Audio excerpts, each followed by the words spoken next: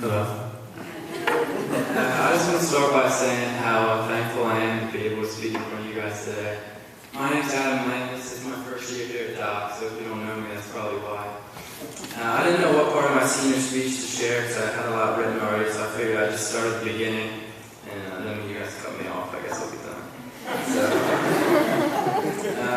So, looking back, when I first started in 9th grade, you know, when you're going to go into high school, everyone feels anxiety and you're kind of afraid of the unknown. And I felt the same way, but I found myself in a little bit of a different position beginning of freshman year. A couple months before it actually started, I found myself in a hospital bed in Philly. And I was laying there, I remember I had 4 IVs in my arms.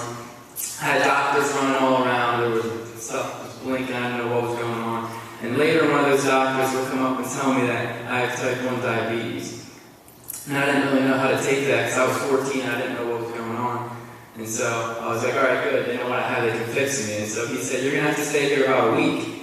And so I said, well, it's kind of long, but if that's how long it takes to fix me, all right. So after a week had gone by, it was the worst week of my life. I would wake up in the middle of the night, people were like poking me with stuff. And then by the end of the week, he said, you ready to go home? I said, yeah, I feel better, I want to go home now. Get me out of here. And so he handed me a bag of stuff, and I looked in the bag, and it was full of like needles and insulin and all this stuff, and I said, what's all this for? He said, I was better, I want to go home. And he said, Adam, there's no cure for diabetes. And that's the first time in my head that I realized this is a pain that I'm going to have to deal with for the rest of my life. No matter where I go or what I do, I'm always going to have this pain with me.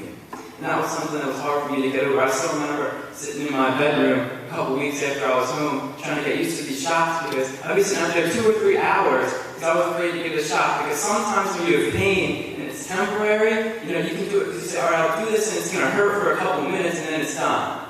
But for me, it's like, all right, I do this, it hurts. I wake up tomorrow morning, I got to do it again. And then breakfast, lunch, dinner. Tomorrow night, I'll be right here doing the same thing. So I really struggle with that. Because all the pain in my life up to that point had been temporary. And sometimes we have temporary pain. How we deal with that is you just pretend it's not there. You block it out, right? You say, maybe if I don't deal with this pain, it'll just go away. But for me, I couldn't do that. Because if I don't deal with this pain, I die, literally. I can't just pretend it's not there. So I had to look it straight in the face and I had to deal with it. And so everybody knows that in life you have to deal with painful things. That's just the way it is. And sometimes you can see pain coming, so you sidestep, you try to avoid it. But other times, it catches you by surprise. So what I've found in life is that life is about dealing with the pain you can't avoid. You can wish you didn't have it, but you're not dealing with it. And how you choose to deal with that pain is what shapes who you are as a person. It shapes your character. My character was shaped through diabetes. One thing that I've also found is that time heals a lot of pain. I was talking about this concept of time with my dad the other day. He said something I thought was kind of cool. He said, Adam, the instant you were born, the second you were born, you started to die. I said, geez, Dad, thanks a lot. I said, you think I've been dying for 17 years? He said, yeah, absolutely. I said, I think I've been living for 17 years. And then I thought, well, I guess that's how you look at it, because we're both right. See, partly sunny and partly cloudy, it means the same thing. It's all your point of view. So how do you view pain? This diabetes taught me to view pain differently. I have to see it as something I can overcome and push through. It's going to make me a better person instead of just giving into it. This might sound weird, but I actually prefer a life with pain than without pain. Because if life didn't have pain, it wouldn't be called life, it would be called heaven, right?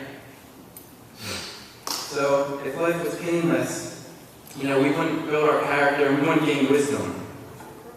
Don't get me wrong, I'm not about looking for pain, trying to set myself up to get hurt. But what I have learned through diabetes is to be able to overcome the unavoidable pain that God puts before me, learn from it, and use it the next time that I'm hurting. So I want to end with a Bible verse here.